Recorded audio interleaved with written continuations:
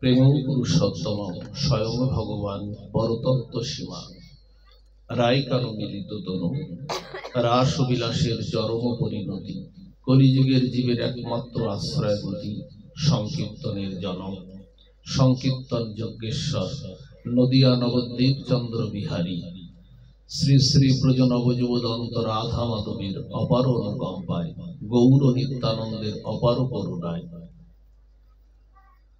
ভক্তগারস্থ আশ্রম শ্রী অঙ্গনে আজকের এই সুমঙ্গল সুভাগবত রজনীতে যে সকল সাধুগুরু বৈষ্ণব মন্ডলী সুধী সজ্জন জগৎ মাতার অংশভূতা কল্যাণী মাতৃমণ্ডলী যারা অপ্রাকৃত আনন্দ সুন্দর শ্রী ভগবানের গুণমাধুর্য সুধা শ্রবণ মানসে ব্রতী হয়ে সংসার বিষয়কর্মের উপেক্ষা করে এই প্রচন্ড এই শীতকে উপেক্ষা করি যারা হরিকথার অমৃত নদীতে যারা অবগাহন করতে এই শ্রী অঙ্গনে উপনীত হয়েছে পাঠের প্রারম্ভে সকলের চরণে সহস্র দণ্ডবত প্রণতি নিবেদন করি আমার প্রতি কৃপাশীষ দান করুন।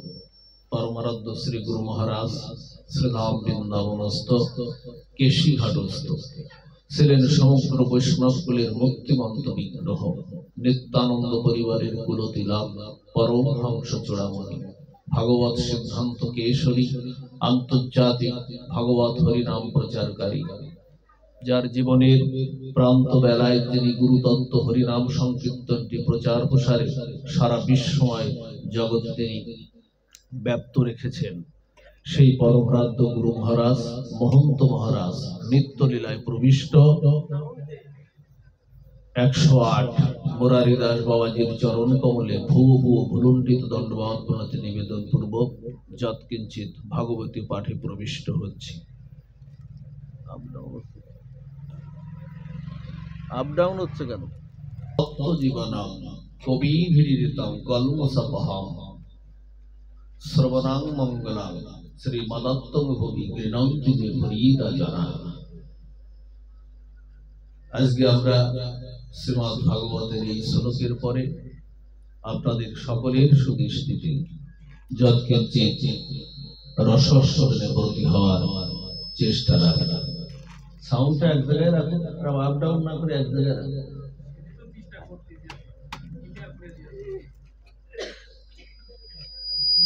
এই কথাটি এই শ্লোকটি উচ্চারণ করেছিলেন কে? কারা? এই শ্লোকটি উচ্চারণ করেছিলেন প্রেমের পরাকাষ্ঠা গোপীগণ। ভগবান শ্রীকৃষ্ণকে বলেছিলেন যে হে গোবিন্দ, তোমার কথাই অমৃত, এছাড়া জগৎ সংসারে আর কোনো অমৃত নাই, তোমার কথাটাই হলো অমৃত। প্রেমের পরাকাষ্ঠা গোপীগণ এই কথাটা বলেছিলেন। আমার শাস্ত্রে বলা হয়েছে যে শ্রবণাং মঙ্গলাং, শ্রী ভগবানের কথা শ্রবণ কীর্তনের মধ্য দিয়ে জীবের আধ্যাত্মিক কাঙ্ক্ষিত পারমার্থিক মঙ্গলটা লুকিয়ে থাকে। এই যে একটা খাদ্য আস্বাদ্য বস্তু আছে না, যে খাদ্যটি আমরা নিত্য গ্রহণ করি, আমরা খাই, এই খাদ্য আস্বাদ্য বস্তুটা এনে যদি দেহের সকল অংশে স্পর্শ করানো যায়, তাতে কি খাদ্যের রসাস্বাদন হবে? হবে না তো।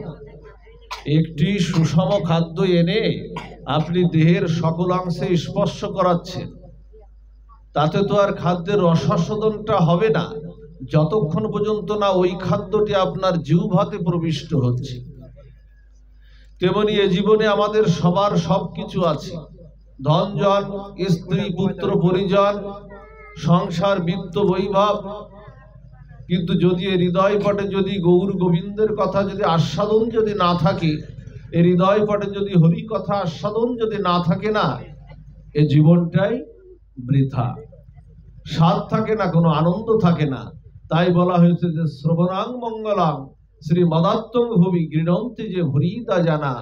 আর এই হরি কথাই যাদের একবার রুচি হয়েছে, মনে করতে হবে পূর্ব পূর্ব জন্মের দান দান পুণ্য ব্রতাদি পুণ্য কর্মকৃত আপনাদের জীবনে আছে। আজকে যারা এখানে উপস্থিত হয়েছে মনে করতে হবে আপনাদের পূর্ব পূর্ব জন্মের পূর্ণ কর্মকৃত পুণ্য ব্রতাদি আপনাদের জীবনে ছিল বা আছে, না হলে এই হরি কথায় সবাই আসতে চায় না। হরি কথা শ্রবণ কীর্তনের কৃপা করুণা সবার হয় না। আর সেই গোপীগণের সেই তব কথামৃতং তপ্ত জীবনং, সেই অমৃত কথায় আজকে আমরা যৎকিঞ্চিত একটু আস্বাদনে আমরা ব্রতী হব। শুধু ভক্তমণ্ডলী আপনারা জানেন অমৃত তিন প্রকারের। এক প্রকার অমৃত হলো সুধামৃত, আর এক প্রকার অমৃত হলো মোক্ষামৃত, আর এক প্রকার অমৃত হলো কথামৃত। তা সুধামৃতটা কোনটা? সুধামৃত হলো আপনারা জানেন সমুদ্র মন্থন কালে দেবতা আর অসুররা মিলে সমুদ্র মন্থন করেছিলেন, আপনারা অবগত আছেন সবাই। সেখান থেকে অমৃত উঠেছিল, আবার সেখান থেকে বিষও উঠেছিল। তো ওই যে অমৃতটা উঠেছিল না, ওই অমৃতটাই হলো সুধামৃত, যে অমৃত পান করলে চির অমর হওয়া যায়, তার নাম হলো সুধামৃত। আর বিষটা উঠেছিল সমুদ্র মন্থনে, বিষটা উঠেছিল। আপনারা জানেন সেই বিষটা আর কেউ পান করেননি, বিষটা পান করেছিলেন আমাদের দেবাদিদেব মহাদেব শিব ঠাকুর। সেই বিষটা পান করেছিলেন, পান করে উনি কি হয়েছিলেন? নীলকণ্ঠ নাম হয়েছিল। এখন বলছেন এই সুধামৃত থেকে আরো লক্ষ গুণ বড় হলো মোক্ষামৃত। মোক্ষামৃত অর্থাৎ মোক্ষ লাভ করা, অর্থাৎ সাযুজ্য মুক্তি, ভগবানের সঙ্গে লীন হয়ে যা, পরম ব্রহ্মের সঙ্গে লীন হয়ে যা, এর নাম হলো মোক্ষামৃত। এখন ভক্তরা কি ভগবানের সঙ্গে লীন হতে চায়?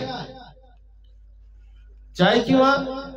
ভক্তরা ভগবানের সঙ্গে লীন হতে চায় না। আমরা কি চাই ভগবানের কাছে? আমরা চাই ভগবানের সেবা। এ প্রভু, আমরা যে তুলসী বন্দনা কীর্তনে গাইলাম না, সেবা অধিকার দিয়া কর নিজ দাসী। তা ভগবানের কাছে আমরা কি চাই? আমরা সেবা অধিকার চাই। ভক্তরা কখনো পরম ব্রহ্মের সঙ্গে ভগবানের সঙ্গে কখনো লীন হতে চায় না।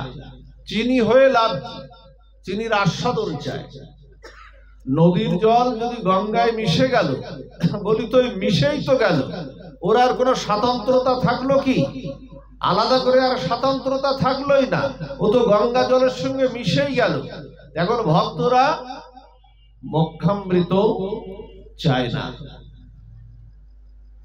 আর এই মোক্ষামৃত থেকে আরো কোটি গুণ অমৃত হলো এখন আমরা যেখানে বসেছি, বসে যা গুণকীর্তন আমরা শ্রবণ কীর্তন করছি, মোক্ষামৃত থেকে কোটি গুণ হলো তব কথামৃতং তপ্ত জীবনং কবি ভিড়িতং। এই মোক্ষামৃত থেকে কোটি গুণ উৎকৃষ্ট এবং কোটি গুণ উন্নত হলো এই তব কথামৃত। আপনারা জানেন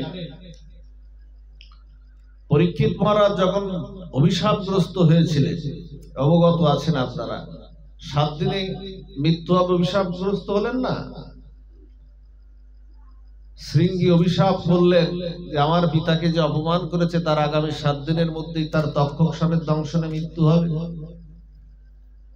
পরীক্ষিত মহারাজ তো সংসার ত্যাগ করে কুশাসনে একটি কুশাসন নিয়ে তিনি হরিদ্বারের সেই গঙ্গা তীরে তিনি বসে গেলেন যে আমার জীবনের সময় তো আর 7 দিন আছে, ও আমাদের জীবনের সময়টাও ঠিক ওই 7 দিন আছে। ওই 7 দিনের মধ্যে যে কোনো একদিন আমাদের মৃত্যু হবে। ওই রবি সোম মঙ্গল বুধ বৃহস্পতি শুক্র শনি। পরীক্ষিত মহারাজের 7 দিন ছিল, আমাদেরও মৃত্যুটা 7 দিন। কিন্তু পরীক্ষিত মহারাজের কৃপা হলো এই, পরীক্ষিত মহারাজকে অভিশাপ করে করুণা করে কৃপা করে জানিয়েছিল যে আগামী 7 দিনের মধ্যে তোর মৃত্যু হবে। কিন্তু আমরা এত দুর্ভাগা, আমাদেরকে কেউ কৃপা করে করুণা করে জানাবে না, অভিশাপ করেও কৃপা করে করুণা করে জানাবে না যে তোর মৃত্যুটা আর 7 দিন আছে বা 15 দিন আছে বা 1 মাস আছে বা 1 বছর আছে। এটা করুণা করে আমাদের কেউ জানাবে না। এই কৃপাটা হয়েছিল পরীক্ষিত মহারাজের।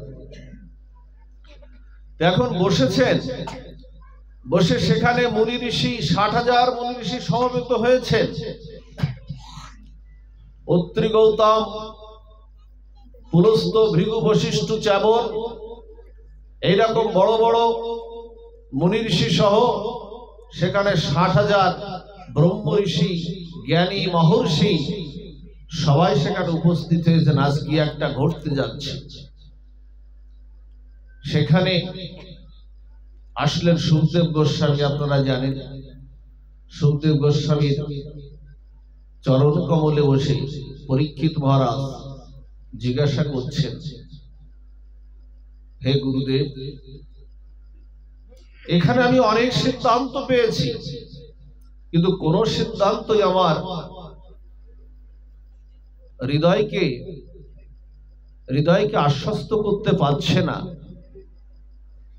আপনি কৃপা করে করুণা করে বলুন যে কোন উপায়ে আমার সামনে আর 7টা দিন সময়, কোন উপায়ে কোন পন্থা অবলম্বন করে আমি গোবিন্দ চরণ প্রাপ্ত হতে পারি। সেখানে কি বলেছিলেন সুখদেব গোস্বামী? বলছেন তুমি ভয় পেও না। অভয় দিয়ে বললেন, অভয় দিয়ে বললেন তুমি ভয় পেও না। কৃষ্ণ কথা, গোবিন্দের কথা যদি এক ক্ষণকাল মাত্র কেউ যদি কর্ণ ইন্দ্রিয় দ্বারা শ্রবণ কীর্তন করে, শ্রবণেই মঙ্গলম। বলছে এক মুহূর্ত কাল কেউ যদি শ্রবণ কীর্তন করে, এক মুহূর্ত কাল শ্রবণ কীর্তনের মাধ্যম দিয়ে তার ভববন্ধন নাশ হয়ে গোবিন্দের চরণে তার ঠাঁই হয়। আর তোমার সামনে তো এখনো 7টা দিন সময় আছে, ভয় পেও না। বললেন প্রভু আমার মৃত্যু আর 7টা দিন আছে, কৃপা করে বলুন। যে শ্লোকটির উচ্চারণ করেছিলেন ভাগবতে, সেই শ্লোকটি হলো যে কথাটা বলেছিলেন, তস্মাদ সর্বাত্মা ভারত। এই যে বলছেন আসন্ন মরণশীল জীবের একমাত্র কর্তব্য হলো সাধু মুখে ভক্ত মুখে শ্রী গুরুদেবের শ্রীবদনে শ্রী ভগবানের নামগুলো কীর্তন শ্রবণ কীর্তন করা। বসে গেলেন সেই শ্রবণ কীর্তন 7 দিনের সেই হরি কথা শ্রবণ করতে।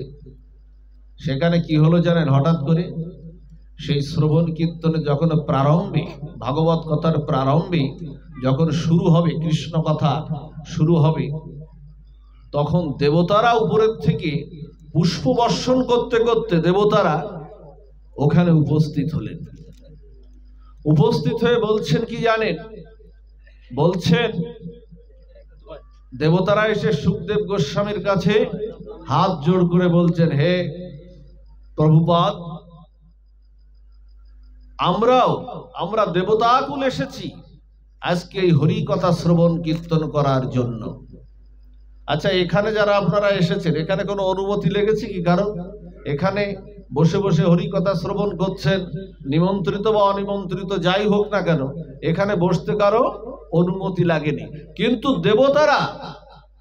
দেবতারা এই হরি কথা শ্রবণ কীর্তনের জন্য সুখদেব পাদ গোস্বামীর কাছে অনুমতি প্রার্থনা করছেন। কেন করছেন জানেন?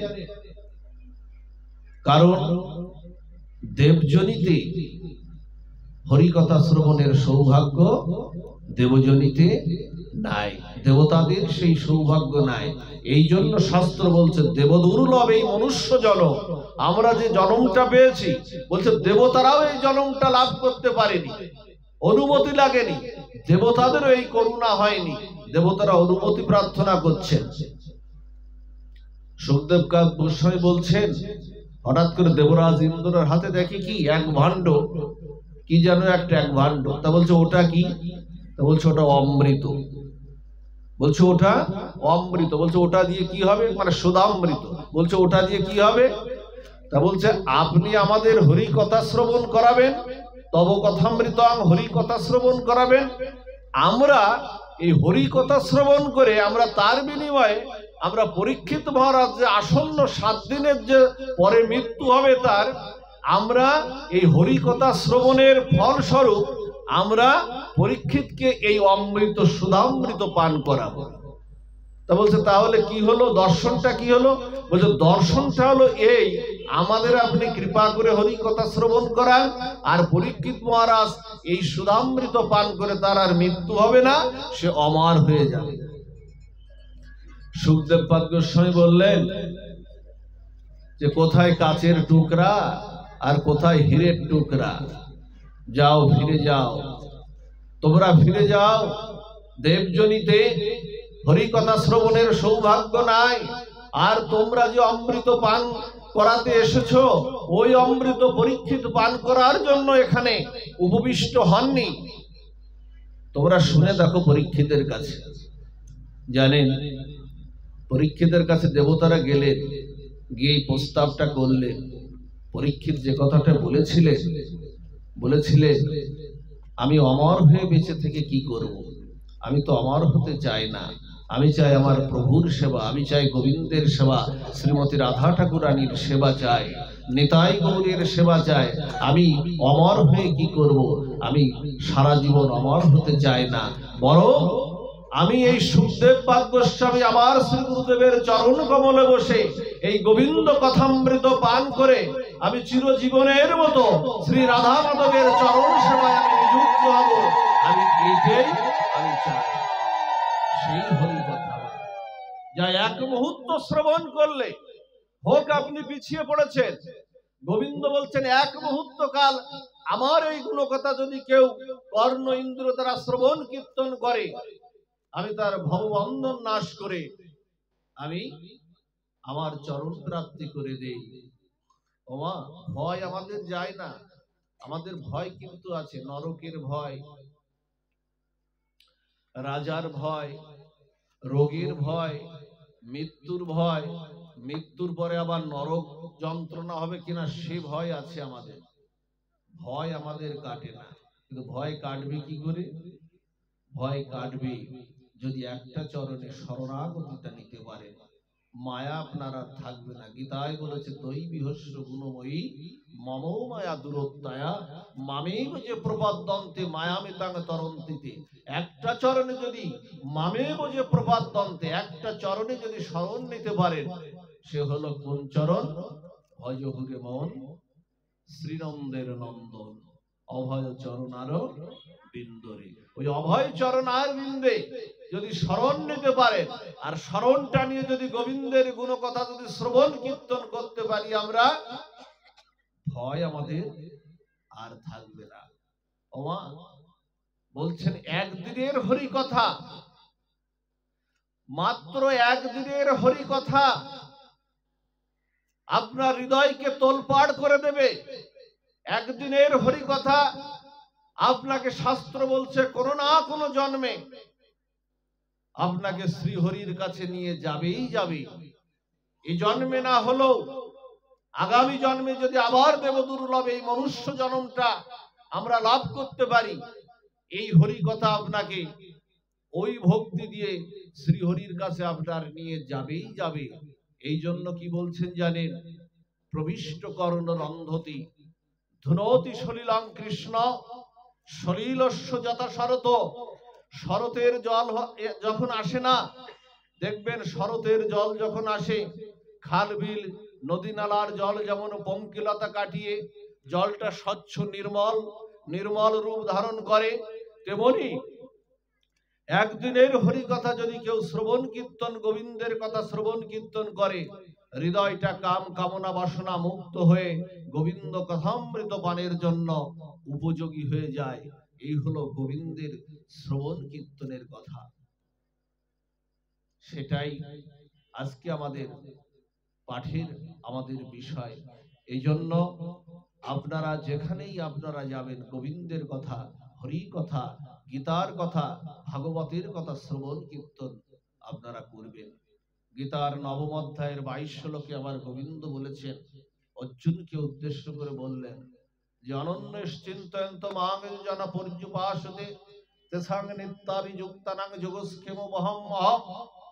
গোবিন্দ বললেন যে অনন্য চিত্তে আমার যে ভজন করে, আমার যে ভক্তি করে, শরণাগতি কানে, আমি তার যোগ এবং ক্ষেম আমি দুটো বহন করি। যোগ অর্থাৎ আপনার যা কিছু নাই গোবিন্দ যোগ করে যেমন পূরণ করে দেন, আপনার যা কিছু আছে গোবিন্দ সেটা তিনি রক্ষা করেন। পার্থ সারথী ভগবান শ্রীকৃষ্ণ রক্ষা করেন। আমাদের এই গীতা জয়ন্তী চলছে এখন। এই যে গেল মোক্ষদা একাদশী আপনারা পালন করেছেন, গত বুধবারে মোক্ষদা একাদশী নয়, মোক্ষদা একাদশীতে ভগবান শ্রীকৃষ্ণ অর্জুনকে এই গীতা উপহার দিয়েছিলেন, গীতার কথা বলেছিলেন। এই গেল মোক্ষদা একাদশীতে, এই অগ্রহায়ণের এই শুক্লপক্ষে আমার গোবিন্দ সেই সরস্বতী নদীর তীরে ভগবান শ্রীকৃষ্ণ অর্জুনকে, পার্থ সারথী ভগবান শ্রীকৃষ্ণ অর্জুনকে এই গীতা উপদেশ করেছিলেন। যে গীতা আমাদের জীবন চলার পথের পাথেয়, যে গীতা ছাড়া আপনি চলতে পারবেন না।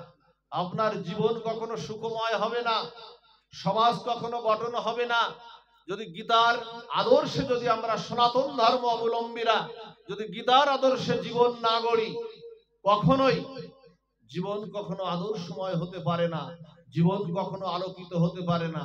এই জন্য গীতাটা চাই আমাদের। যে কথাটি অর্জুনকে বলেছিলেন, 10 দিনের যুদ্ধ, চারিদিকে লোকক্ষয়, জানেন ভগবান শ্রীকৃষ্ণ অর্জুনের রথের সারথি। ভগবান কত ভক্তের কাছে কত নিচু হয়ে যান। ভগবান শ্রীকৃষ্ণ বললেন, আমি নিজে পরাজয়ের মালা নিয়ে আমি ভক্তকে জয়ের মালা পরিয়ে দিতে আমি ভালোবাসি। আমি ভক্তের জন্য তার যুদ্ধের রথের সারথি হয়ে যায়। অর্জুনের রথের ড্রাইভার হয়ে গেলেন না মা, রথের সারথি হয়ে যায়। আমি ভক্তকে জয়ের মালা দিয়ে আমি পরাজয়ের মালা নিতে ভালোবাসি। ভক্তের জন্য আমি আমার জিতটা ছেড়ে দেই। গোবিন্দ বলছেন, আমি আমার ভক্তের, আমি একমাত্র জগতে, আমি শুধু ভক্তের অধীন, অহং ভক্ত পরাধীন। দামবন্ধন লীলায় আমরা দেখতে পাই, মা যশোদার 2 খণ্ড রজ্জুর কাছে আমার গোবিন্দ বলেছিলেন, মা যশোদা তোমার কাছে আমি বাধা পড়ব না। কিন্তু মা যশোদা ভক্ত প্রতিজ্ঞা করেছিলেন, আমি যদি তোমার ভক্ত হয়ে থাকি, তুই যদি আমার সন্তান হয়ে থাকিস, আমি তোকে বাঁধবই, বাঁধবো না, বাঁধবই। এই রস্যই কার্ডটা দিয়ে দেবেন মা। ভজনে আজকে সাধু সঙ্গে যাবই, আজকে গীতা 1 অধ্যায় পাঠ করবই, আজকে হরিনাম সংকীর্তন করবই। এই রস্যই কার্ডটা সনাতন ধর্মে, আমাদের এই রস্যই কার্ডটা হলো আমাদের ভজনের সবচেয়ে বড় দিক। প্রত্যেকটা ভজনের জায়গায় আপনি রস্যইকার লাগানোর সাথে সাথে গোবিন্দ বললেন, আমি সদারিদ্ধ অবরুদ্ধ হত্র। গোবিন্দ বললেন, ওই যে প্রতিজ্ঞা করলো, ওই যে উৎকণ্ঠিত হলো, গোবিন্দ বললেন, ওই ভক্তের যা কিছু আমি সহজ করে দিয়ে, নদী যেমন সাগরের দিকে যেমন মিশতে চায়, তেমনি ভক্তকে আমি ভজনের প্রেমানন্দে আমি তাবিত করে দিই।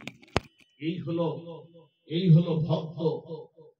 এই জন্য যখন 10 দিনের যুদ্ধ, অর্জুনের রথের সারথি আমার পার্থ সারথি ভগবান শ্রীকৃষ্ণ। অর্জুন ভগবান শ্রীকৃষ্ণের হাতটা করপল্লব ধরে চেপে ধরে যে কথাটা বলেছিলেন, হে সখা, সংসারে তো অঘটন ঘটতেই পারে, সংসারে তো অঘটন ঘটতেই পারে। ওই দুর্যোধন, দুঃশাসন, অশ্বত্থামা আর পিতামহ ভীষ্মদেবের বাণ যদি আমার বক্ষকে বিদীর্ণ করে দেয়, আমার বক্ষকে যদি বিদীর্ণ করে দেয়, আমি যদি মৃত্যুর কোলে ঢলে পড়ি, যে কথাটা বলেছিলেন, বলল যদি দুর্যোধন আর দুঃশাসনের আর ওই অশ্বত্থামা আর ওই পিতামহ ভীষ্মর আর ওই শ্রী গুরুদেব দ্রোণাচার্যের বাণ যদি তোমার বক্ষকে বিদীর্ণ করতে চায়, তুমি অনন্য ভক্তি করে আমায় রথের সারথি করেছো, তোমার বক্ষকে যদি বিদীর্ণ করতে চায়, হে অর্জুন, সেদিন আর তোমার আমি এই রথের সারথি আমি থাকবো না, সেদিন তোমার জীবন রথের সারথি হয়ে আমি সেদিন তোমার সামনে দাঁড়াবো। এই কথাটা বলেছিলেন সেদিনকে। এই জন্য মা আমাদের জীবন রথের সারথি আজকে উনি আছেন বলে আমরা কিন্তু কথা বলতে পারছি। পরমাত্মা স্বরূপ এই জীবাত্মার মধ্যে পরমাত্মা স্বরূপ গোবিন্দ আছেন বলেই আমাদের হাত পা গুলো চলছে, চোখটা নাড়াচড়া করছে, মুখটা দিয়ে কথা বলতে পারছি বদন দিয়ে। উনি যদি না থাকতেন না, আমাদের কথা কখন বন্ধ হয়ে যেত।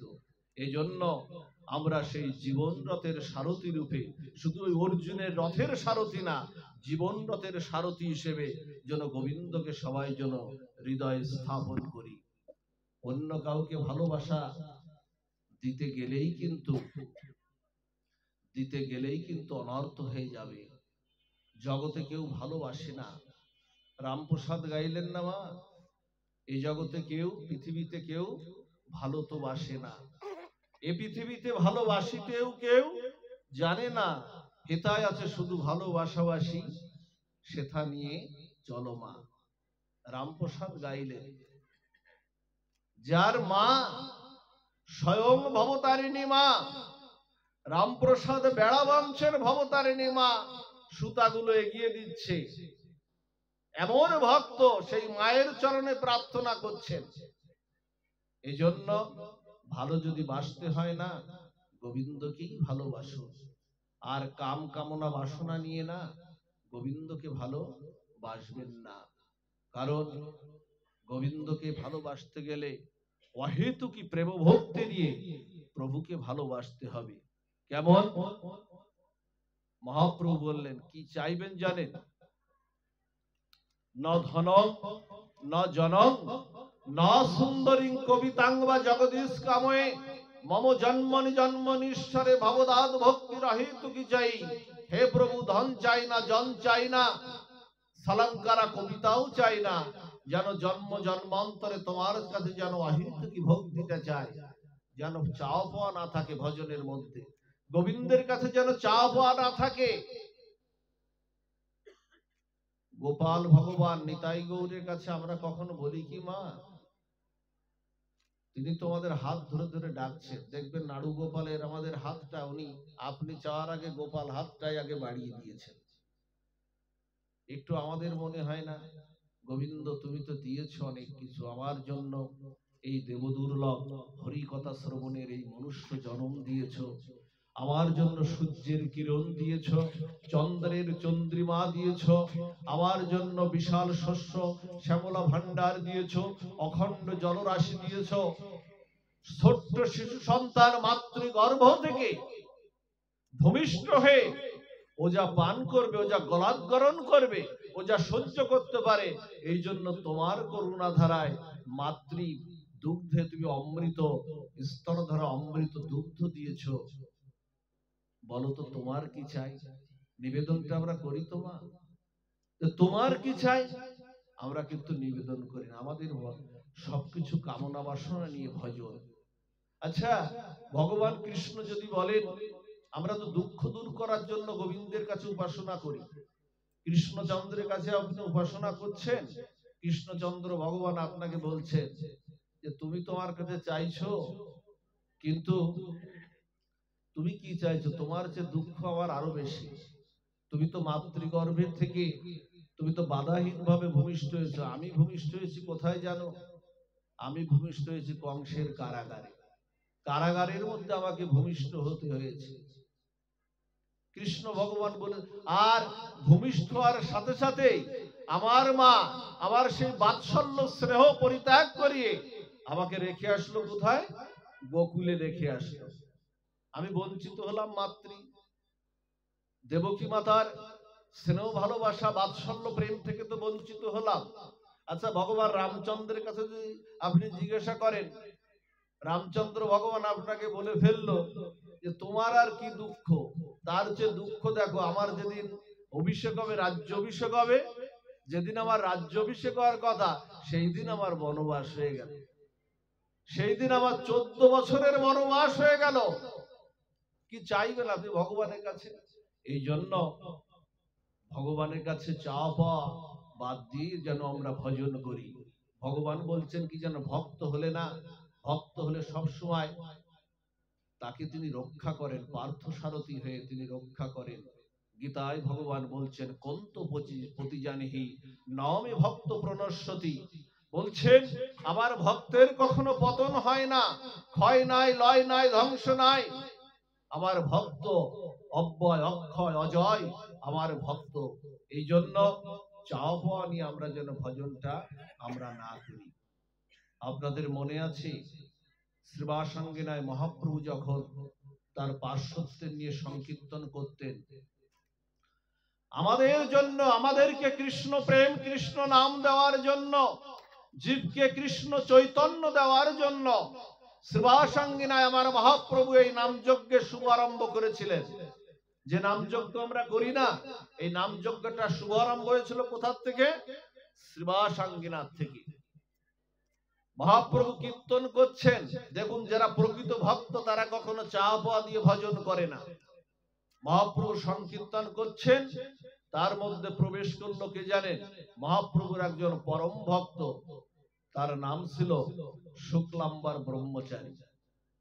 এই শুক্লাম্বার ব্রহ্মচারী 10 বাড়ি মাধুকারি করে, মাত্র 10 বাড়ি মাধুকারি করে যেটুক পেত সেটা মহাপ্রভুর চরণে ভোগ নিবেদন করে নিজে পেত এবং সংসারে সবাই সেটা পেত।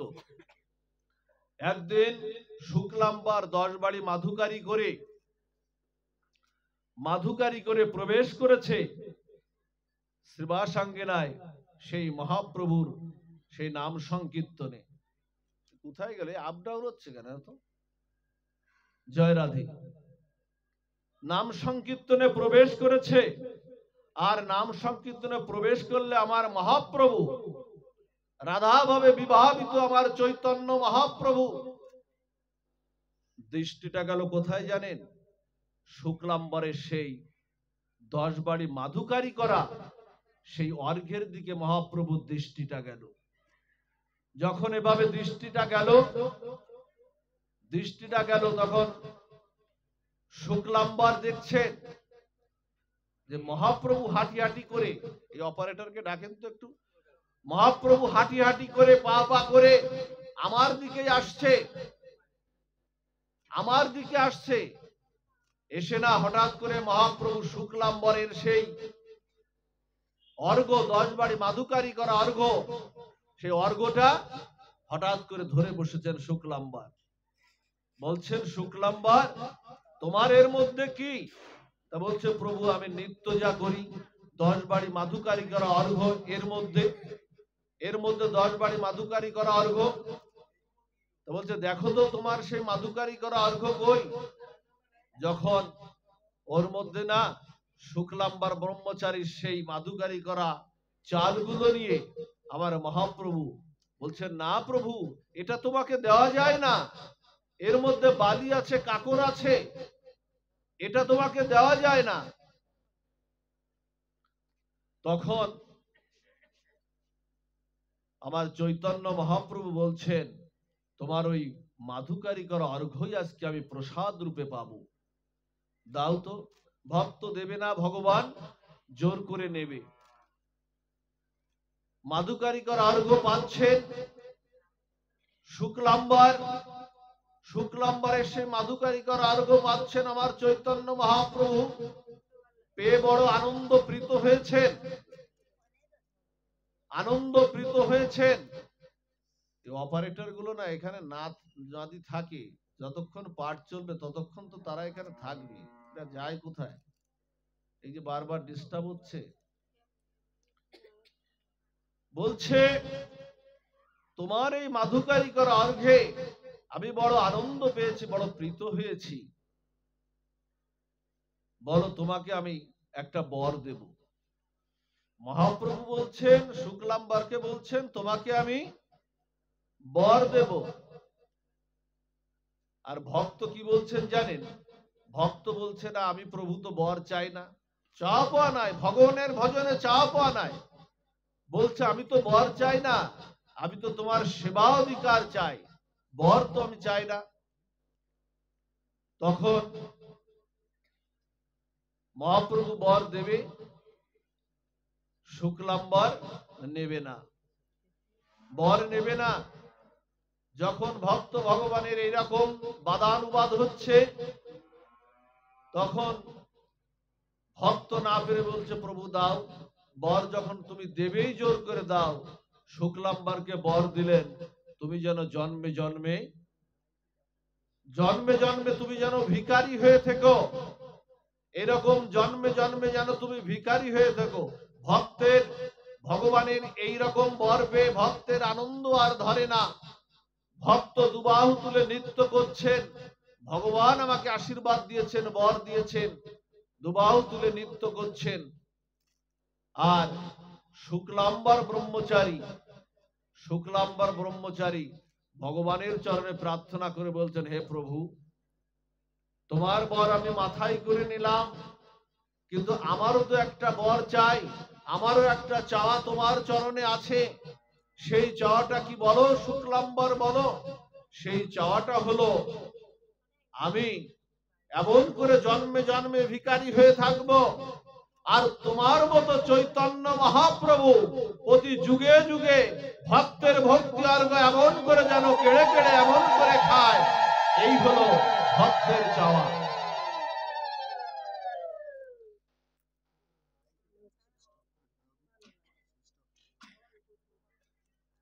এই অপারেটর নাই, এভাবে তো পাঠ করা যায় না। আমাদের আর জীবনের সময় থাকতে না মা, সময় থাকতে ভজনটা করতে হবে। ভজনটা সময় থাকতে করতে হবে, কারণ ব্যাধির শরীরে না হয় কৃষ্ণ ভজন, যথা ব্যাধি তথা যায় মন। দেখবেন যখন আপনার বৃদ্ধ বয়সে যখন ব্যাধি আসবে, তখন কিন্তু কৃষ্ণ এখানে বসতেও অনেকে পারবেন না। এখানে দেখবেন যাদের শরীরে সমস্যা না, নানান সমস্যা, দেখবেন রোগ ব্যাধি তো আসতেই পারে, রোগ ব্যাধি আসতেই পারে নানান সমস্যায়, তখন দেখবেন ভজনেও প্রবৃত্ত হওয়া যায় না। এই জন্য সকাল সকাল ভজনে লাগতে হবে। শিশুকালে কৃষ্ণ ভজে, কৃষ্ণ পাবার আসে, যৌবনে কৃষ্ণ ভজে, আসে কি বা না আসে, আর বৃদ্ধকালে কৃষ্ণ ভজি, জমেরও তরাসে। এই জন্য অনেকে দেখবেন সংসারের জন্য সারা জীবন দিয়েছেন, সারা জীবন সংসারের জন্য দিয়েছেন। স্ত্রী পুত্র যারা প্রত্যাঘাত হয়ে এক সময় গোবিন্দের মন্দিরের দিকে মুখপানে ছুটেছেন, হাতে কটা ফল নিয়ে, হাতে কটা ফুল নিয়ে গোবিন্দের দিকে ছুটেছেন। আর গোবিন্দ যেন অবাপ্ত কণ্ঠে বলছেন, ওরে ফুল আনলি টাটকা, ফল আনলি টাটকা, তুই নিজে তো এলি বাসি হয়ে, নিজেই তো বাসি হয়ে এলি। এই জন্য ভজনটা আমাদের সকাল সকাল চাই, গোবিন্দের গুণকথা সকাল সকাল আমাদের ভজন চাই। গীতায় ভগবান বলেছেন, যৎ করুষি যদুস্নানাসি যজ্জুহসি দদাসি যৎ যৎ তপস্যসি কন্ত তৎকুরুষ মদরূপ নাম। গোবিন্দ ঈশ্বর কি বললেন? তুমি যাহা কিছু করো, যাহা কিছু খাও, যাহা ভজন করো, তপস্যা করো, হোম করো, যজ্ঞ করো, ধ্যান করো, দান করো, সকলই আমাতে অর্পণ করো। আমার বলিতে কিছু নাই তো হরি, সকলই তোমারই দান। কি দিয়ে বুঝিব ভগবান তোমারে আমি? আছে কি মা আমার বলতে কিছু? কাজী নজরুল ইসলাম বললেন, যাকে এই সনাতন ধর্মে বৈষ্ণব কবি আখ্যা দেওয়া হয়েছে, এত সেবা সঙ্গীত, এত ভগবানের ভজন লিখেছেন, একজন যমন কুলে জন্মগ্রহণ করে তার যদি এই চৈতন্য হতে পারে, তার যদি এই মানসিকতা হতে পারে, ঠিক আমাদের এই সনাতন কুলে জন্মগ্রহণ করে যতদিন পর্যন্ত সেই মানসিকতা, সেই মন যতক্ষণ পর্যন্ত না হচ্ছে, এই জীবনটাই আমাদের বৃথা। সংসারে দুটো শব্দ মা, একটি হলো মম, মম, একটি হলো মম, মম, আমার আমার, আর ওর সঙ্গে আগে একটা যদি দন্তন্য জুড়ে দেন, দন্তন্য জুড়ে দিলে কি হয় মা? না মম, কিছুই আমার না, সবই গোবিন্দের। আছে আপনার নিজের বলতে দাবি করতে পারবেন কিছু জগতে? আজ যা গীতার সারাংশ বলছে, আজ যা তোমার ছিল কাল তা অন্য কারো হয়ে গেছে, পশু সেটা অন্য কারো হয়ে যাবে। পরিবর্তনিত জগৎ সংসারের নিয়ম। এই জন্য মা দেবদুর্লভ এই মনুষ্য জন্মটা পেয়ে কেউ যেন ফেলাই না হরি, সবকিছুকে যেন তাকেই নিবেদন করি। ও মা, মন্দিরে মন্দিরে আমরা গোবিন্দের মন্দিরে গিয়ে, গোবিন্দের মন্দিরে কি আমরা মাছের ব্যাগটা নিয়ে উঠতে পারি? গোবিন্দের মন্দিরে কি বিড়ি সিগারেট খাওয়া যায় মা? দিয়ে খাওয়া যায় তো? যদি তা না যায়, আমার হৃদয় মন্দিরেও তো ভগবান আছেন। ওই শ্রী মন্দিরে যেমন ভগবান আছেন, আমার হৃদয় মন্দিরে ভগবান আছেন না? সেখানে বিড়ি সিগারেট খাওয়া যায় তো বদন দিয়ে? সেখানে মাছ মাংস আহার করা যায় তো? ওই মন্দিরে যদি না যায়, এই হৃদয় মন্দিরে যাওয়া যায় তো? এই জন্য বলছেন যে সবকিছু দিয়ে দাও। বৃন্দাবনে না, বৃন্দাবনে বৃন্দাবনে এক বুড়িমা ফল বিক্রি করতেন। স্বামী অসুস্থ, পঙ্গু, তো বনের কিছু ফলমূল বিক্রি করে না জীবিকা নির্বাহ করতেন বুড়িমা। একদিন বুড়িমা চণ্ডালিনী, নিচকুলের বুড়িমা, নিচকুলে যাচ্ছেন গোকুলের পথ দিয়ে। আমার মা যশোদার যে গোকুলে সেই ধামের পথ দিয়ে যাচ্ছেন বুড়িমা। ফল নেবে গো, ফল নেবে গো। আমার মা যশোদা কি করেছে জানেন? মা যশোদা গোপালকে উঠানে না ধান নেড়ে দিয়েছেন, আর গোপালকে পাহারাদার করে রেখেছেন। বাৎসল্য প্রেমময় গোপালকে পাহারাদার করে রেখেছেন। সন্তান তো মা, গোপাল তো আমাদের কাছে ভগবান হয়ে আসেননি। আপনার ঘরে যার যার গোপালের উপাসনা করেন, গোপাল কিন্তু আপনাদের কাছে ভগবান না, আপনাদের সন্তান হয়ে ভগবান আজকে আমাদের ঘরে সন্তান হয়ে এসেছেন। নিজের ঘর ছেড়ে, সেই গোলক বৃন্দাবন ধাম বৈকুণ্ঠ আদি ছেড়ে আজকে আমাদের ঘরে আপনার সেবা নিতে, মায়ের সেবা নিতে, পিতার সেবা নিতে আজকে এসেছেন। যাচ্ছেন বুড়িমা, ফল নেবে গো, ফল নেবে গো, এবং মধুর সুরে ডাকছেন। আর গোপাল বলছে, জগতের ফল তো সব আমিই দিই, তা এবার কোন ফল? জগতের সব কর্মফল আবার গোবিন্দ নেন না? জগতের সবকিছু ফল তো তিনিই তো সমস্ত ফল প্রদাতা, তিনি সমস্ত ফল নেন। গোপাল না এগিয়ে গেছে, রুনু ঝুনু পায় না। মা যশোদা নপুর দিয়েছেন, হাতে বালা দিয়েছেন, হ্যাঁ, রুনু ঝুনু শব্দে গোপাল এগিয়ে গেছে। এগিয়ে গিয়ে দেখছেন বুড়িমা যাচ্ছেন, চণ্ডালিনী বুড়িমা যাচ্ছেন পথ দিয়ে যেতে যেতে না বলছে, ফল নেবে গো, ফল নেবে গো। তখন গোপাল বলছে, ও বুড়িমা, আমায় সমস্ত ফল দাও, তোমার জীবনের মতো আর ফল বিক্রি করা লাগবে না, তোমার সব ফল না আমায় দিয়ে দাও। এখন বুড়িমা তো আর এই অর্থ বুঝতে পারেনি। বুড়িমা যখন এই অর্থ বুঝতে পারেনি, বুড়িমা বলছে, তোকে ফল দিলে আমার সব চলবে কি করে? তোকে ফল দিলে আমার চলবে কি করে? বিশ্বেশ্বর ভগবান হাতও পেতেছেন ফল নেওয়ার জন্য।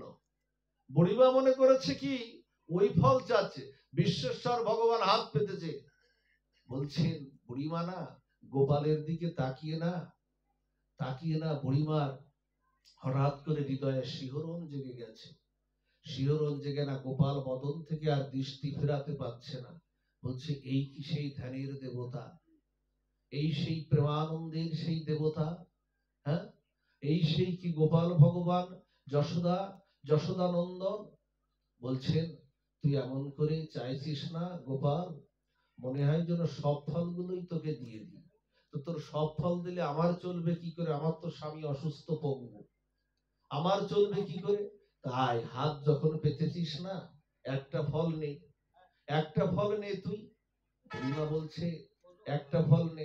গোপাল বলছে ও বুড়িমা, তুমি আমাকে ওভাবে দেবে কেন? আমাকে ওভাবে দেবে কেন? দিতে যদি হয় আমাকে একটু তেমন করেই দাও, আমার মা যেমন আমাকে দেয়। বুড়িমা বলছে ওরে গোপাল, তুই যশোদা নন্দন রাজপুত্র তুই কি বসবি? বলছে আমাকে কোলে বসাও, কোলে বসিয়ে না আমার বদনে ফলটা তুলে দাও। বুড়িমা বলছে তুই যশোদা নন্দন রাজপুত্র, তুই বসবি আমার কোলে? ওরে এ ভাগ্যটা আমার হবে রে।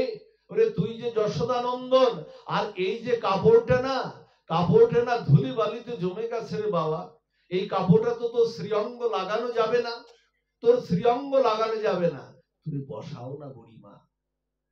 ভগবানের কাছে কোনো উঁচু নিচু আছে মা? উঁচু নিচু আছে? ভগবানের কাছে বাস বিচার নাই, আমাদের কাছে আছে। চৈতন্য চরিতামৃত বললেন নিচু জাতি নহে কৃষ্ণ ভজনের অযোগ্য, সৎকুল বিপ্র নহে কৃষ্ণ ভজনে যোগ্য, যেই ভজে সে বড় অভক্ত হিংচার, কৃষ্ণ ভজনে নাহি জাতি কুলাদি বিচার। কোনো বিচার নাই। বন্যার জল এলে খানার জল, খন্দের জল, পুকুরের জল, নদীর জল যেমন একাকার হয়ে যায়, বন্যার জল কি বিচার করে যে আমি বড় লোকের ঘরে ঢুকবো, গরিবের ঘরে ঢুকবো না? বন্যার জলের এই বিচার আছে। যেমন গোবিন্দের নাম প্রেম ভক্তির সেই বিচারটা নয়, সবাইকে প্লাবিত করে দেয়। এটাই কৃষ্ণ ভজন। বুড়িমা গোপালকে কোলে বসিয়ে না গোপাল বদনে ফলটা তুলে দিচ্ছেন, আর গোপাল অমৃত আস্বাদন করছেন, আর স্বর্গীয় এক আনন্দে চারিদিকে প্লাবিত হয়েছে। বুড়িমার অষ্টসাত্ত্বিক ভাববিকার হয়েছে, অশ্রু শ্বেত পুরস্ত, এইরকম যে অষ্টসাত্ত্বিক যে ভাববিকার গুলো, বুড়িমার সমস্ত হৃদয়ে শিহরণ জেগেছে। গোপাল ফল খাওয়া শেষ হলে না, ফল দেওয়া শেষ হলে গোপাল বলছে বুড়িমা আমি আনন্দ পেয়েছি, তুমি পেয়েছো তো? আমি আনন্দ পেয়েছি, কিন্তু আমাকে যে কিছু দেয় না, আমি তাকে খালি হাতে ফেরাই না। গোবিন্দকে আপনি দেন না কিছু, গোবিন্দ না চাইতেই আপনাকে সব দিয়ে দেবে। চেয়েছে গোবিন্দের কাছে সময় নষ্ট করার দরকার নাই তো। আমায় যে কিছু দেয় আমি তাকে খালি হাতে ফেরাই না। তোমায় কি দি বলো তো বুড়িমা? আমার কাছে তো কিছু নাই, আমার কাছে কিছু নাই। আর গোপী মারা আমাকে সানা ননি সন্দেশ খায়, তারা তো প্রতিদানে আমার কিছু চায়ও না। তো তোমায় কি দি বলো তো? মা যশোদা ওই যে ধান শুকাতে দিয়েছিল না, ওই ধানই এক মুষ্টি না নিয়ে আসতে আসতে এই হাতের ফাঁক দিয়ে না ধানগুলো আবার পড়ে যাচ্ছে। বাচ্চাদের সেই স্বভাব সুলভ, আজকে গোবিন্দ তো সেই বাৎসল্য লীলা করছেন, হাতের ভিতর না পড়ে যাচ্ছে। দুই একটি ধান ছিল, ওই না বুড়িমার ঝুড়িতে তুলে দিয়েছে, বুড়িমার ঝুড়িতে তুলে দিয়েছে। বুড়িমা পরম আনন্দে গোপাল বদন দর্শন করতে করতে ফিরে যাচ্ছে গৃহের দিকে। গোপাল বদন থেকে দৃষ্টি আর ফেরাতে পারছে না। ওমা জানো, কৃষ্ণ বলরাম যখন রিঙ্গন ক্রিয়া করত, গাভীগুলোকে গোয়াল থেকে আর বের করা যেত না, কারণ কৃষ্ণ বলরামের কোন অমৃত আস্বাদন নরলীলা দেখে গাভীগুলো আর ওখান থেকে যেতে চাইতো না। আর যেতে যখন চাইতো না, গাভীগুলো ওরা ওখানে বসে পড়তো, আর বসে পড়লে বাৎসল্য প্রেমশ্রুতে ওদের বান হতে দুগ্ধ খরণ হয়ে মাটিতে পড়তো। গাভীগুলো বলতো হে গোবিন্দ, এই মাটিতেই তো তুমি হাঁটবে প্রভু, এই মাটিতেই তো তোমার ওই রাঙা কোমল চরণ দুটি পড়বে, তোমার ওই রাঙা কোমল চরণ দুটি যাতে একটু নরম মাটিতে পড়ে, এর জন্য দুধ দিয়ে কদ্দমাক্ত করে দিলাম, তুমি মনের আনন্দে হামাগুড়ি কিরা করো প্রভু।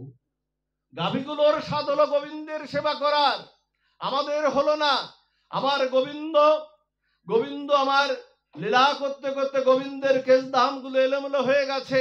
শ্যামালি ধবালি বলছে, আমাদের কাছে তো মা যশোদার মতো চিরুনি নাই, তোমার কেশ দামগুলো শোভিত করবে কি করে? গাভীগুলো কি করছে জানেন মা? ওদের জিহ্বা দিয়ে আমার গোবিন্দের কেশ ধামগুলো শোভিত করে দিচ্ছে। আর গাভীগুলো কেঁদে কেঁদে বলছে, হে গোবিন্দ, ওদের ভাষায় কেঁদে কেঁদে বলছে, হে গোবিন্দ, হাত তো দাওনি, তোমার চরণ পদস্খলন করবো কি করে? চরণটা ধুয়ে দেব কি করে? ওরা কি করছে জানো মা? ওদের স্বাদ হলো জিহ্বার বিপরীত দিক দিয়ে উচ্চ জলে, জিহ্বার বিপরীত দিক দিয়ে আমার গোবিন্দের চরণ ধুয়ে দিচ্ছে। আমার গোবিন্দ ব্রজধামে লীলা করতে করতে ক্লান্ত হয়েছেন, ওরা ওদের লেজগুচ্ছ দিয়ে আমার গোবিন্দের অঙ্গে চামরের ব্যঞ্জন করে দিচ্ছে, বাতাস দিয়ে দিচ্ছে। ওদের স্বাদ হলো গোবিন্দের সেবা করার। বুড়িমা যাচ্ছে, যেতে যেতে দেখছে সেই ঝুড়িটা না ভারী হয়ে গেছে, ঝুড়িটা ভারী হয়ে গেছে। ঝুড়িটা নামিয়ে দেখে সেই ফল আর ধানগুলো ঝুড়িতে নাই। সোনার মোহরে ঝুড়িটা ভরে গেছে। কথা ছিল কি, আমায় যে কিছু দেয় আমি তাকে খালি হাতে ফেরাই না। সোনার মোহরে ঝুড়িটা ভরে গেছে। ওই ঝুড়িটা ফেলে, সোনার মোহরগুলো ফেলে বুড়িমার যখন চৈতন্যের উন্মেষ ঘটলো, যে কথাটা কাঁদতে কাঁদতে সে বুড়িমাকে শুধিয়েছিল, বিশ্বকবি রবীন্দ্রনাথ, ঋষি কবি রবীন্দ্রনাথের কলমে সেটা উঠে আসছে। দিলেম যারা ভিখারি রে, স্বর্ণ হয়ে এলো ফিরে, এখন কাঁদি চোখের জলে দুটি নয়ন ভরে। ওরে গোপাল, দেয়নি কেন আমার সকল শূন্য করে? তোকে শুধু একটা ফল দিলাম কেন? কেন সব ফলগুলো তোকে দিয়ে দিলাম না? সবকিছুকে তোকে দিলাম না কেন? নিবেদনটা সবকিছু করলাম না কেন? এই জন্য সবকিছু তাকে দিতে হবে। আর বুড়িমাকে ওই গোবিন্দের চরণে গেল ব্রজধামে, বুড়িমাকে তারপর থেকে আর কখনো দেখা যায়নি। বুড়িমা গোবিন্দের গোপালের সেবা পেয়ে, নিত্য সেবা পেয়ে, নিত্য লীলায় তার ঠাঁই হলো। এজন্য তাকে সেবা দিতে হবে। তার সেবা দিলেই আপনি সেই সেবা ধর্মে আপনি ব্রতী হয়ে যাবেন। এই জন্য যে কথাটা বলেছিলাম, যত করোষি যদো স্নানাসি যজ্জু হসি দদাসি যত, যত তপস্যাসি কন্ত তৎ ক্রুশ মদর বনাব। তুমি সবকিছুকে দিয়ে দাও, যা কিছু আছে, নিজের জন্য কিছু রেখো না। গোবিন্দের চরণে সবকিছুকে দিয়ে দাও। রাত হয়ে যাচ্ছে, আর বেশিক্ষণ পাঠের দিকে আমরা যাব না। শেষের দিকে যেটা বলি একটু ছেলে মেয়েদেরকে একটু এই গীতা ভাগবতে একটু চৈতন্যের শিক্ষা আমাদের দিতে হবে। জানেন, আমরা ভক্ত হয়ে পড়ি অনেকে, মাঝখানে একটা লাইফ বাদ দিয়ে, নীতি নৈতিক ধর্মটা বাদ দিয়ে আমরা ভক্ত হয়ে পড়ি। এটা ঠিক নয়। সদা সত্য কথা বলিবে, এটা ধর্ম না। গুরুজনকে প্রণাম করবে, এটা ধর্ম না।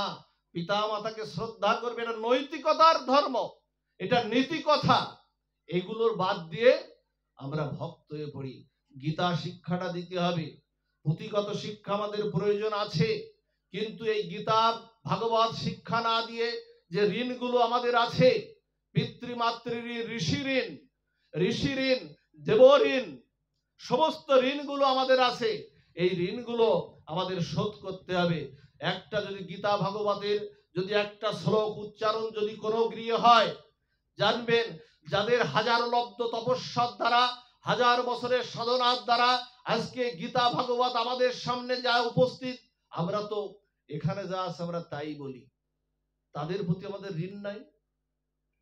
একটা গীতার শ্লোক, চৈতন্য চরিতামৃত ভাগবতের শ্লোক উচ্চারণ করলে ঋণটা শোধ হয়ে যায়। সূর্য দেবতা যদি এসে বলে, এখানে যে বাড়িতে দুটো কারেন্ট বিল যদি হয়ে যায়, দেখবেন বিদ্যুৎ লাইনের আপনার ওরা বিল না দেওয়ার জন্য লাইনটা কাটতে আসবে। সূর্য দেবতা যদি উদিত হয়ে বলে এ পর্যন্ত আমার কাছ থেকে যত আলো নিয়েছে বিলটা শোধ করো, আছে তো বাবা, টাকা আছে তো তেমন।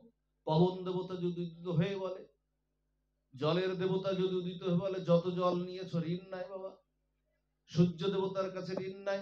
ওং জবা কুসুম সংকর্ষং, স্নান করেই যদি একটু মন্ত্র বলা হয় ওং জবা কুসুম সংকর্ষং কাশ্যপিয়াং মহাদতীন ধবন্তরিং সর্বপাপগ্নম প্রণতহস্মি দিবাকর।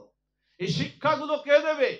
আজকে সমাজের যে পরিস্থিতি, দেশের যে পরিস্থিতি, আজকে আমাদের সনাতন ধর্মের এই শিক্ষাগুলো বড় দরকার। এই শিক্ষাগুলো না হলে আমাদের এই সনাতন ধর্ম কখনো বিকশিত হতে পারবে না।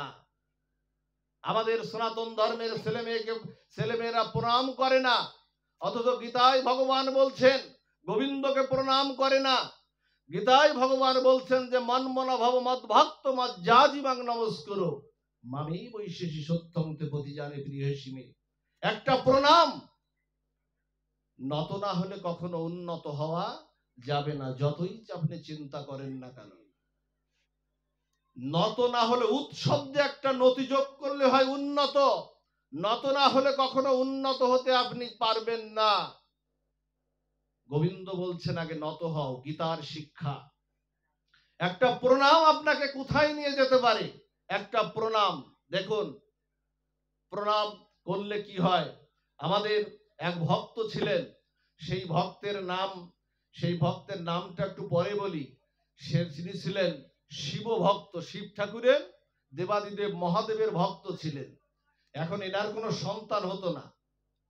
সন্তান না হলে না, পথে বেরোলে না, ওই যে একটা কুসংস্কার আমাদের আছে, পথে বেরোলে বলতো তুমি হাট কুড়ো, তোমার সন্তান হয় না, তোমার মুখ দেখলে যাত্রা অমঙ্গল হয়, তুমি আর মুখ দেখিও না। এই রকম স্বামী স্ত্রী পথে বেরোলেই এই রকম বলে। ওরা না চলে গেছে কাশীতে, চলে গেছে বিশ্বনাথের ধামে। ভগবান শিব ঠাকুর যেখানে আবির্ভাব হয়েছে সেই বিশ্বনাথের ধামে চলে গেছে। ধামে নিয়ে না বিশ্বনাথের মন্দিরটা পরিক্রমা করছেন। ভগবান শিব ঠাকুর অনেক নামে বিভূষিতা তিনি। ওনার আর একটা নাম হলো কি? আশুতোষ।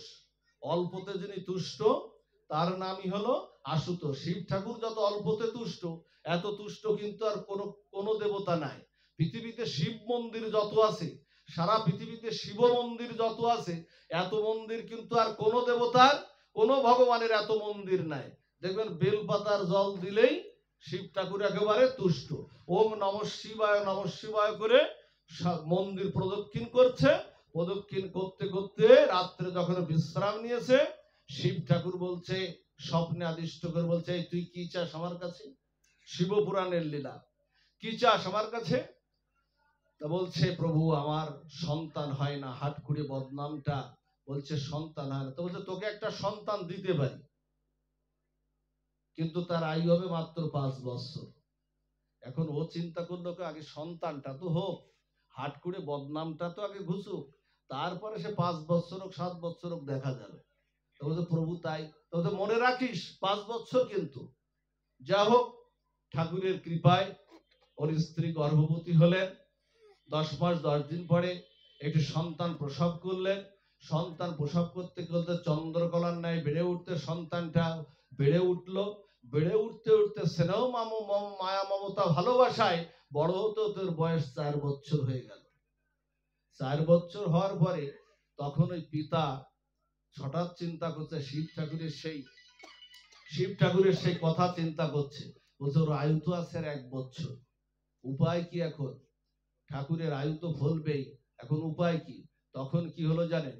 তখন ও বিভিন্ন চিন্তা চেতনা করে একজন সাধুর কাছে উপস্থিত হলো। এই জন্য মা এখান থেকে একটা দৃষ্টান্ত দিচ্ছে, জগতে যদি কখনো কোনো বিপদে পড়েন, শ্রী গুরুদেবের কাছে যাবেন, যার যার স্ব গুরুদেবের কাছে যাবেন, কোনো বৈষ্ণবের কাছে যাবেন, সাধুর কাছে যাবেন, তারাই আপনাকে মহাবিপদ থেকে ত্রাণ করতে পারবে, উদ্ধার করতে পারবে। এছাড়ার উপায় নাই।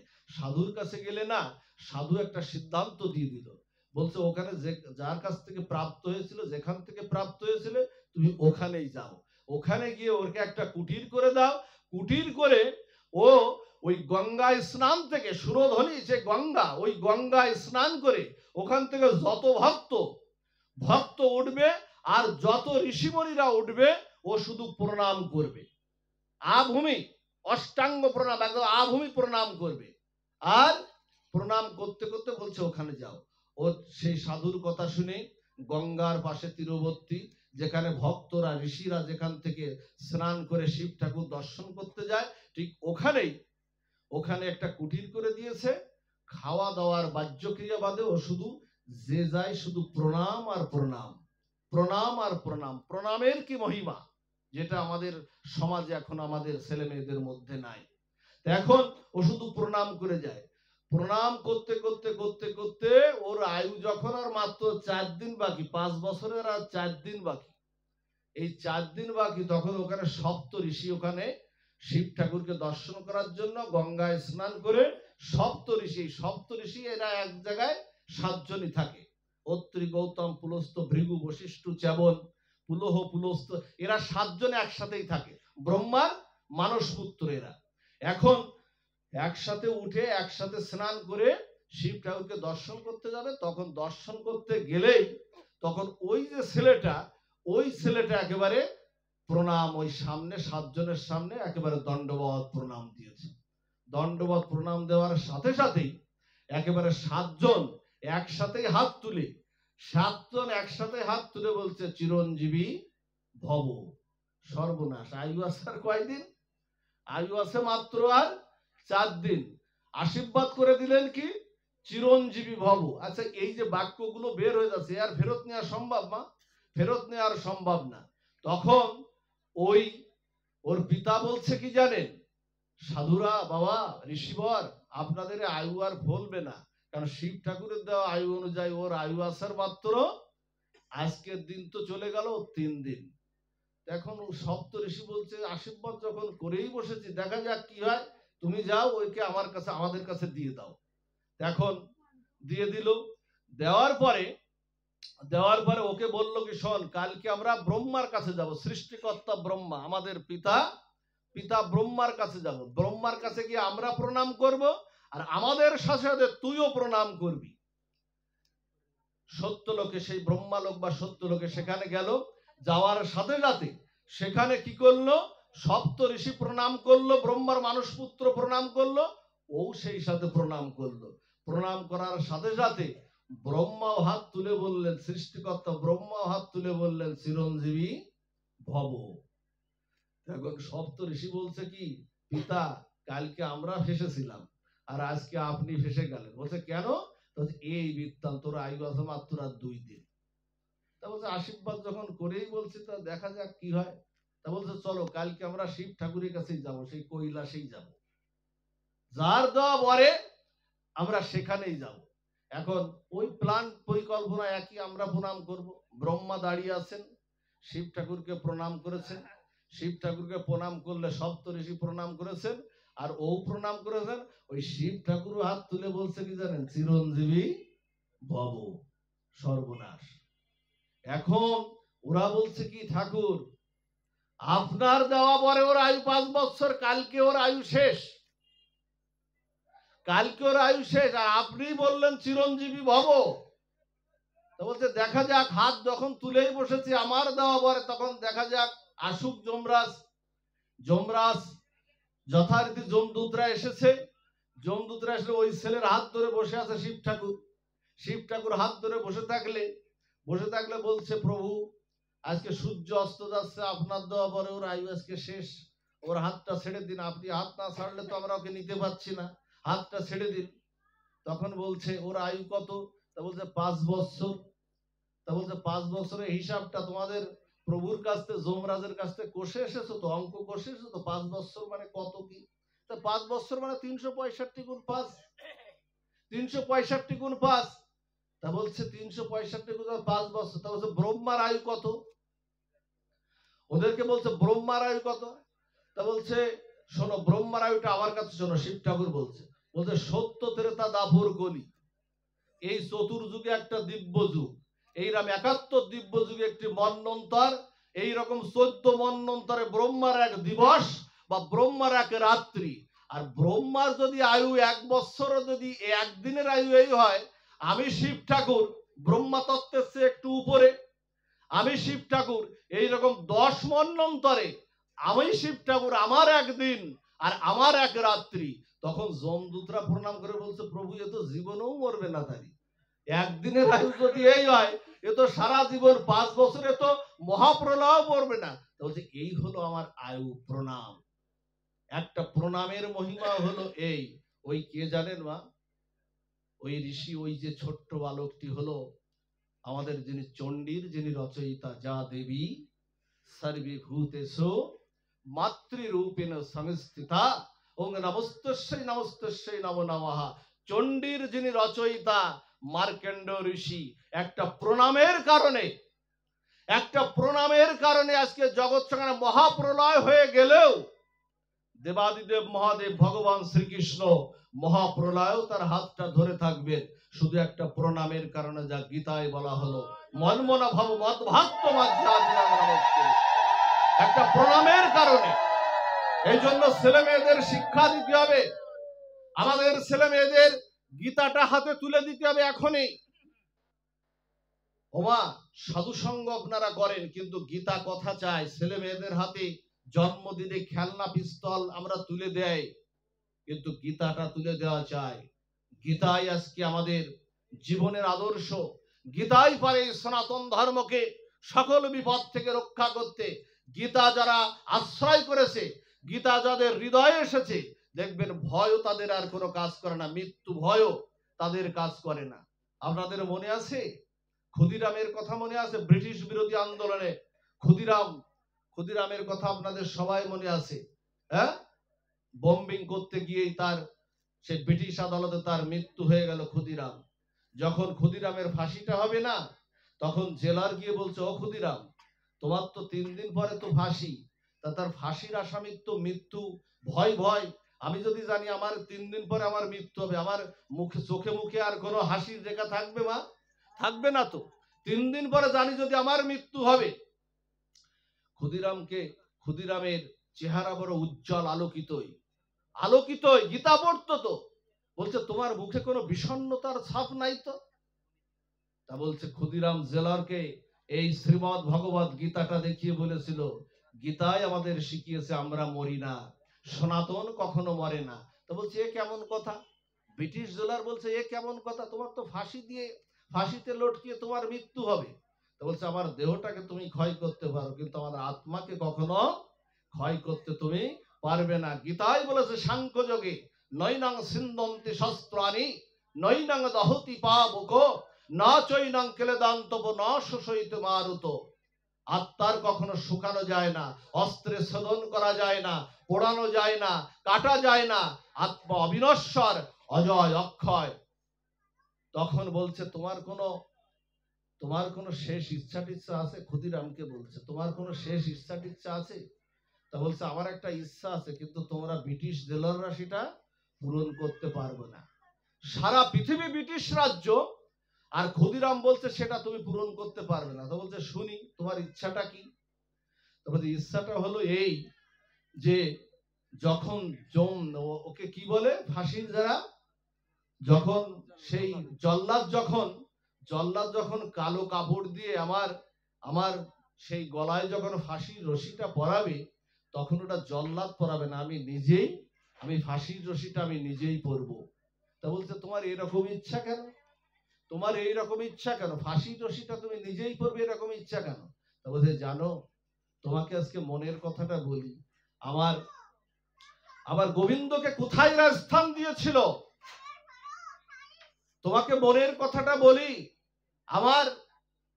আমার মায়ের না 6-6টা সন্তান হয়ে মারা যায়। আমি হলাম 7 নাম্বারে। এই হয়ে মারা যায়। এই জন্য মা আমাকে 100 খুদের বিনিময়ে আমার মাসির কাছে বেচে দিয়েছিল। তৎকালীন সময় এসব প্রথা ছিল। তা মাসি তখন ওই 100 খুদের বিনিময়ে বেচে দিয়েছিল। সেখান থেকে আমার নাম হলো ক্ষুদিরাম।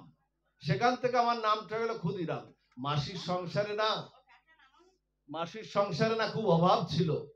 আমাকে প্রতিদিন ক্ষুদিরামের জীবন কাহিনী, আমাকে প্রতিদিন 3-4টে করে মালা দিত। মাসিমা 3-4টে করে মালা দিত, আর 3-4টে মালা বিক্রি করে যা পেতাম তাই দিয়ে আমাদের সংসারটা চলতো। কিন্তু আমি যে পথ দিয়ে আমি মালা বিক্রি করতে যেতাম না, প্রতিদিন যেতাম ওই পথ দিয়ে না, যেতে যেতে রাধা মাধবের একটা মন্দির ছিল, রাধা মাধবের যুগল সেখানে বিগ্রহ ছিল। আমি প্রতিদিন না ওখানে গিয়ে গিয়ে না দাঁড়িয়ে পড়তাম।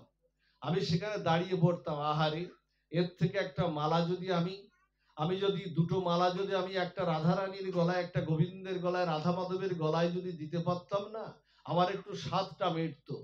আমার স্বাদ, আবার একদিকে মালার দিকে চাইতাম আর একদিকে গোবিন্দের দিকে চাইতাম। আবার ভাবতাম এর থেকে দুটো মালা যদি আমি রাধা মাধবকে পরিয়ে দেই, মাসির সংসারে যদি খাওয়া না জোটে, এমনি তো 3 বেলা খাওয়া জোটে না, 1 বেলা খাওয়া, 2 বেলা খাওয়া জুটতো, যদি খাওয়া আর না জোটে, জানো জেলারকে বলতে, জানো আজও আমার সেই আশাটা পূরণ হয়নি। আমি আমার প্রাণের ঠাকুর রাধা মাধবকে আমি সেই মালা পরাতে পারিনি, আজও সেই আমার আশাটা পূরণ হয়নি। তা ভগবান তো শুধু শ্রীমন্দিরে থাকে না, আমার হৃদয় মন্দিরেও তো আমার ভগবানের বাস। হৃদয়েশ অর্জুন তিষ্ঠতি ঈশ্বর সর্বভূতানাং, গোবিন্দ গীতায় বলছেন ঈশ্বর সর্বভূতানাং হৃদয়েশ অর্জুন তিষ্ঠতি। গীতায় ভগবান বলছেন, দেখবেন 18 অধ্যায়ের মোক্ষ যোগে, ব্রহ্মাণ তিষ্ঠতি যন্ত্র রূঢ়ানি মায়েরা। গোবিন্দ বললেন এই কথাটা, আমার শুধু এই মন্দিরে থাকেন, আমার হৃদয় মন্দিরেও আমার গোবিন্দ আছেন। তাই আমি ফাঁসির যখন কাষ্ঠে জল্লাদ যখন কালো কাপড় দিয়ে ওই মালাটা রশিটা যখন পরিয়ে দেবে, আমি ওই মালাটা, ওই ফাঁসির রশিটাকে আমি আমার মালা মনে করে গোবিন্দ চরণে প্রসাদী করে আমি রাধা মাধবকে দিয়ে আমি নিজেই সেই মালাটা পরে নেব। এই হলো ক্ষুদিরাম। যারা গীতা পড়তো, নেতাজি সুভাষচন্দ্র বোস, সূর্য সেন, প্রীতিলতা ওয়াদ্দার, যারা চিত্তরঞ্জন, এরা যারা ব্রিটিশ বিরোধী, প্রত্যেকেই কিন্তু যারা আজকে সমাজে, যাদের কারণে 200 বছরের ব্রিটিশ পরাধীনতা থেকে আমরা মুক্তি পেয়েছি, তারা প্রত্যেকেই গীতা বিশারদ ছিল। কিন্তু আজকে সমাজে আমরা ছেলে মেয়েদের ডাক্তার ইঞ্জিনিয়ার করার ব্যস্ত, ডাক্তার ইঞ্জিনিয়ার করার জন্য আমরা ব্যস্ত, প্রফেসর করার জন্য ব্যস্ত, যা দ্বারা আজকে পিতা মাতারা বঞ্চিত হচ্ছে।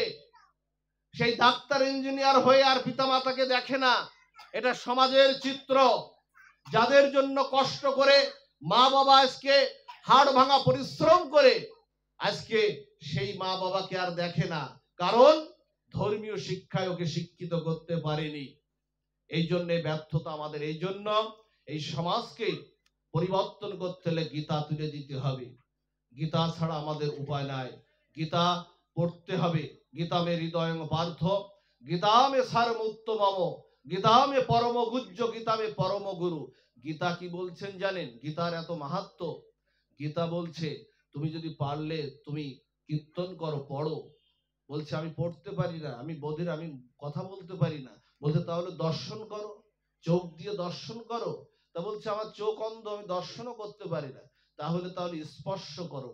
গীতাটা নিয়ে বুকের মধ্যে স্পর্শ করে বলো, হে গোবিন্দ, আমি দর্শনও করতে পারি না, আমি বলতেও পারি না, আমি তোমাকে স্পর্শ করে আমি হৃদয়ের মাঝখানে তোমাকে রাখলাম। এই হলো শ্রীমদ্ ভগবত গীতা। ভাগবতটা পরে, গীতাটা আগে। চলার পথের পাথর গীতা আমার। আব্রহ্ম ভুবনালোকা পুনরাবৃত্তি নাহর্জুন মামুপত্যত কুন্ত পুনর্জন্ম না বিদ্যতে। ব্রহ্মালোকে গেলে ফিরে আসতে হয়, স্বর্গলোকে গেলে আবার ফিরে আসতে হয়, কিন্তু মামুপত্যত কুন্ত পুনর্জন্ম না বিদ্যতে। গোবিন্দ চরণে একবার আশ্রয় নিলে তাকে আর ফিরে আসতে হয় না। এটা আপনারা আস্বাদন করুন প্রতিটা অনুষ্ঠানে। শুধু গান বাজনা না, আমার 2-4টে কীর্তন না আপনাদের একটু অনুরোধ করে যায়, সেখানে যেন অল্প সময়ের জন্য হলে গীতাটা পাঠ হয়। গীতা যেন অল্প সময়ের জন্য 2টো শ্লোক হলেও পাঠ হয়। শুধু কয়েকটা ভজন কীর্তন করবেন তা কিন্তু না, একটু গীতাও 5-10 মিনিটের জন্য একটু গীতা পাঠ চাই। ভগবান বলছেন কি জানেন? যেখানে গীতা কথা হয়, আমার যেখানে শ্রীমদ্ ভগবত গীতা কথা হয়, আমি সেখানে ধ্রুব, প্রহ্লাদ, অর্জুনকে নিয়ে, আমার প্রিয় ভক্ত নারদকে নিয়ে আমি সেখানে উপস্থিত হয়ে যাই। আর শোনো, তোমাদের এই গীতা ভাগবতের কথাকে সম্মান করার জন্য আমি আমি রাধারানীকে নিয়ে আমি সিংহাসন আহরণ করি না, আমি দাঁড়িয়ে পড়ে তোমাদের এই হরি কথা আমি শ্রবণ কীর্তন করি। এই হলো শ্রীমদ্ ভগবদ গীতা কথা। এই জন্য প্রতিটা আসরেই যেখানে আপনারা অনুষ্ঠান করবেন সেখানে গীতার কথা যেন হয়। সব শেষে হরিনাম সংকীর্তনের পরে একটু আস্বাদন দিয়েই পাঠ বিশ্রাম। আপনারা জানেন চৈতন্য মহাপ্রভু এসেছিলেন কলিযুগ পাবন অবতার। প্রত্যেক যুগেই কিন্তু মা একটা নাম আছে, প্রত্যেক যুগেই কিন্তু নাম আছে। সত্য যুগে, ত্রেতা যুগে, দাপর যুগে, প্রত্যেক যুগেই কিন্তু নাম আছে। কিন্তু কলিযুগের নাম